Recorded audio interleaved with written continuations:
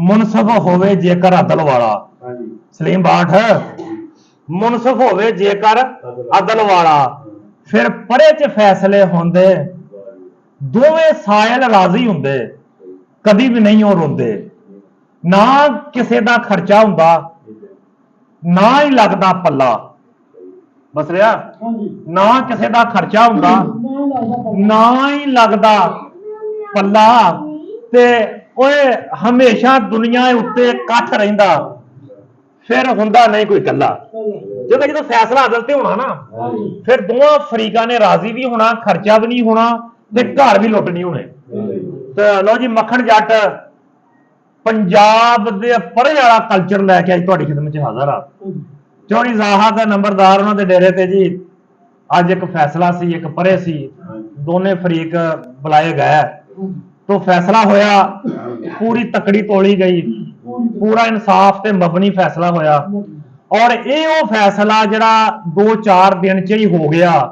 अल्लाह ना करदा अगर कोई फितनेबाज, अगर कोई दूए लैन वाला बंदा पै जांदा विच, ते कोर्ट कचहरियां वाल जांदा ते कई साल लग जांदे। और कोर्ट कचहरियां दे फैसले जिहड़े हैगे ना, ओहदे च हुंदियां तुसीं देखिया वा कि जिहड़ी शै दा फैसला हुंदा ओहदे तो कई गुणा पैसे ज्यादा लग जांदे। अगर कोई हाते दा फैसला वा या कुछ होर जमीन के टुकड़े का फैसला, अल्लाह रखा साहब, वो ओने दा हुंदा नहीं जिन्ने सिर्फ उत्थे जनाब खर्चा आ जांदा वा। तो ये पंजाब दा सोहना कल्चर आ जी। देखो 4 भरा रल के बैठते आ, तनाज़ा हल हो जाता। सलीम बाठ जदों दी कायनात बनी आ, उदों तनाज़े बनते आए, जिथे 2 भांडे आ खड़क पैंदे आ।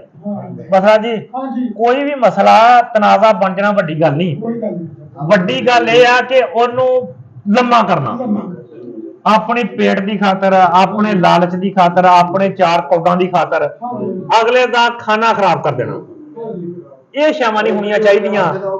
ते चलो मैं एक बारी फिर जनाब ये पंजाब दे वसनीक ते उस तो बाद खास तौर पे पंजाब दे फैसला करने वाले जिहड़े मुनसफ आ पिंडां च, उन्हां अगे इल्तमास करदा वां कि तलक, रिश्तेदारी, वास्ता, लालच उन्होंने एक साइड पे रख के फैसला फिर करया करो।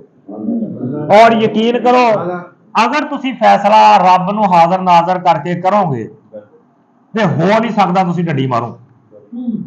और एक गल मैं होर इत्थे करनी चाहना, जिहड़ा मुनसफ आदल है ना, ਉਹਦੇ वास्ते अल्लाह की जात ने आख्या कि अर्श का साया नसीब होगा। जिहड़ा मुनसफ, जिहड़ा आदल फैसला हक ते करूगा ना, अल्लाह की जात उन्होंने अपने अर्श का साया नसीब करूगा। ते जिहड़ी देखो कबर च हर बंदे ने आपदी च पैना, ते किसी की खातर आपकी कबर हनेरी नहीं करनी चाहिए। हाँ जी अज का फैसला जनाब एक हफ्ते का फैसला सी, जिहड़ा चाचे असलम दे बेटिया ने हाथा लिया वा, ते मोहम्मद असगर इन्हें फरोख्त किया, फरोख्त किया मोहम्मद असगर ने।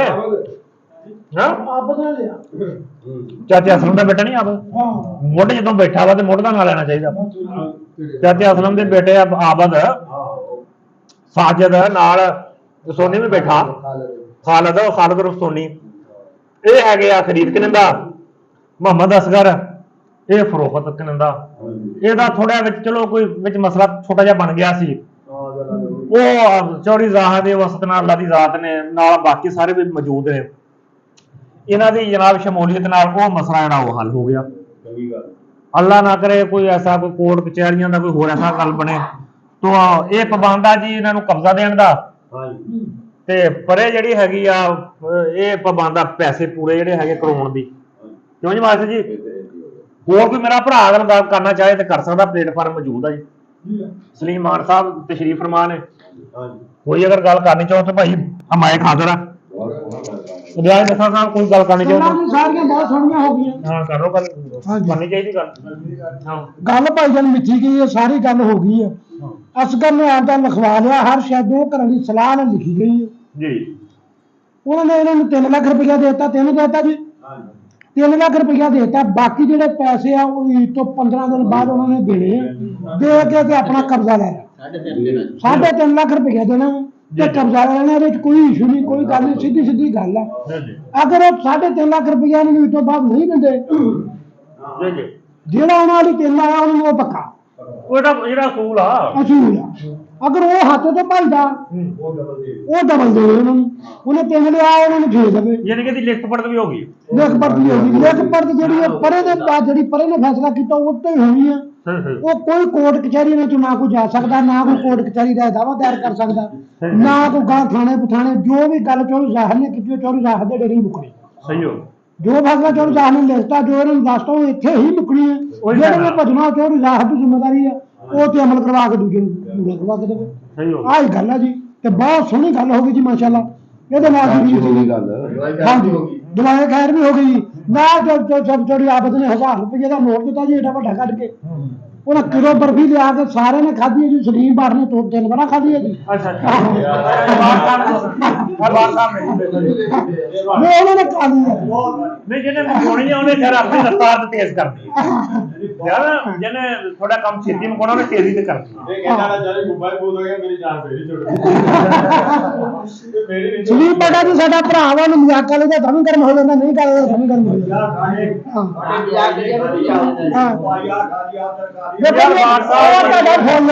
ਵੇਖੋ ਜੀ ਬਸਰਾ ਸਾਹਿਬ, ਹਾਂਜੀ ਬਾਠ ਸਾਹਿਬ ਦੀ ਜਨਾਬ ਇਹ ਸਿਫਤਾਂ ਵੀ ਜੇ ਨਾਰਾਜ਼ ਵੀ ਹੋਵੇ ਤਾਂ ਕੋਈ ਰਾਜ਼ੀ ਹੋ ਜਾਂਦਾ। ਹੋ ਜਾਂਦਾ ਲਓ ਜੀ ਤੁਹਾਡਾ ਫੋਨ ਜੀ।